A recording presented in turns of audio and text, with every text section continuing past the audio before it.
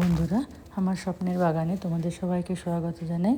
এই দেখো, এই যে গাঁদা ফুল গাছটায় কত সুন্দর ভরে ফুল হয়ে রয়েছে। আজকে জানবো গাঁদা ফুল গাছে এরকম ভরে এত বড় বড় ফুল পেতে গেলে কি কি কাজ আমাদের শীতকালে অবশ্যই করে নেওয়া দরকার। এই দেখো বন্ধুরা, এই গাছের এই যে গোড়ার মাটি কিছু আমি সরিয়ে নিয়েছি, সরিয়ে নিয়ে চারিদিকে একটা গাড্ডা মতো করে নিয়েছি। এবার এখানে কিছু কিছু সার দেবো। এই দেখো, চা পাতা সার। চা পাতাটা খুব উপকারী গাছের জন্য। গাঁদা গাছ বলো, গোলাপ গাছ বলো, যে কোনো গাছের জন্য চা পাতাটা খুব ভালো।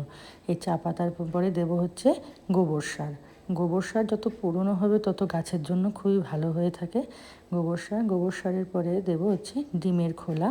ডিমের খোলা এইভাবে ডাস্ট করে নিয়ে ডিমের খোলাটা গাছের গোড়ায় দিলে পরে গাছের ফুলের রং, কালার এবং গাছের গ্রোথ খুব ভালো হয়। আর দেবো হচ্ছে পেঁয়াজের খোসা। পেঁয়াজের খোসা শুকিয়ে নিয়ে দিলেও ভালো হয়, আবার জলে ভিজিয়ে দিলেও ভালো হয়। তো এইভাবে শুকিয়ে দিলে ভালো হয়। আর এই দেবো হচ্ছে সর্ষের খোল। সর্ষের খোল শীতকালে গাছের জন্য খুবই ভালো।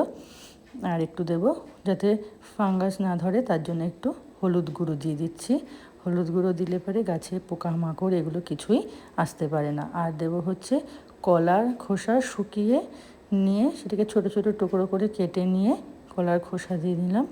এবার কি করব, এই কলার খোসা দিলাম। আর গাছকে যখনই টবে এইভাবে সার দেবে, মাটি সরাবে, তখন নিচে একটা এরকম কিছু রেখে দিলে পরে খুব ভালো হয়। মাটিগুলো তাহলে আর এইটার মধ্যেই থাকে, পরে মাটিগুলো তুলে সব গাছে দিতে খুব সুবিধা হয়।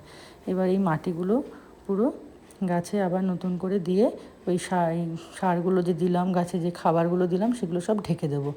ঢেকে দিলে পরে এবার গাছে বেশ সারগুলো এবার মাটির সঙ্গে ভালোভাবে মিশে গিয়ে সারগুলো গাছের পরিমাণ মতো পর্যাপ্ত পরিমাণে ভিটামিন, প্রোটিন, নাইট্রোজেন যা প্রয়োজন গাছের, সেগুলো সব সে এই গাছের এই সার থেকে নিতে পারবে। যার ফলে গাছের গ্রোথ, ফুলের কালার, ফুলের সাইজ এগুলো খুবই ভালো হবে। এবার মাটি দিয়ে ভালো করে এইভাবে রেখে দিয়ে এবার কিছু পরিমাণ একটু জল দিয়ে দিলে পরে ওই সারগুলো সব জলের সঙ্গে আস্তে আস্তে গাছের মাটির সঙ্গে মিশে যাবে। মিশে গেলে গাছের জন্য এটা খুবই ভালো। আর শীতকালে এটা করলে পরে গাছে ফুলের পরিমাণও বড় হয়, আর ফুলের পরিমাণটাও বাড়ে, সাইজটাও বড় হয়ে যায়, পরিমাণটাও অনেক বেশি হয়ে যায় গাছে। দেখতেই পাচ্ছ সাইড থেকে ছোট ছোট ছোট ছোট ব্রাঞ্চ নতুন বেরিয়েছে। বেরিয়ে দেখো তাতে প্রত্যেকটাতে কুড়ি আসছে, এরকমই হয়ে গেছে, কুড়ি আসার মতোও হয়ে গেছে প্রত্যেকটাতে ছোটো ছোটো ব্রাঞ্চ যে বেরিয়েছে। তোমরাও শীতে এইভাবে গাঁদা ফুল গাছে এইরকম ভরে ফুল পেতে গেলে এই কাজগুলো অবশ্যই করতে পারো। দেখো ফুলের সাইজগুলো দেখেছো, আর মাঝখানে যে বড় ফুলের সাইজটা দেখছো, এই ফুলটার বয়স 2 মাস হয়ে গেল। এই 2 মাস ধরে এই ফুলটা রয়েছে এই গাছের মধ্যে। তাহলে বুঝতে পারছো যে গাঁদা ফুল গাছের সাইজ বড় আর গাছের ফুলটা অনেক দিন থাকার জন্য এই সারগুলো খুবই দরকার। তোমরা অবশ্যই ব্যবহার করো এই সারগুলো গাছের গ্রোথ, ফুলের কালার, ফুল বেশি আনার জন্য। তোমরাও লাভবান হবে দেখবে। আর বন্ধুরা, আমার ভিডিও যদি তোমাদের ভালো লেগে থাকে তাহলে লাইক, শেয়ার, সাবস্ক্রাইব অবশ্যই করো বন্ধুরা। আর এরকম নতুন নতুন টিপস পাওয়ার জন্য আমার পাশে থেকো বন্ধুরা।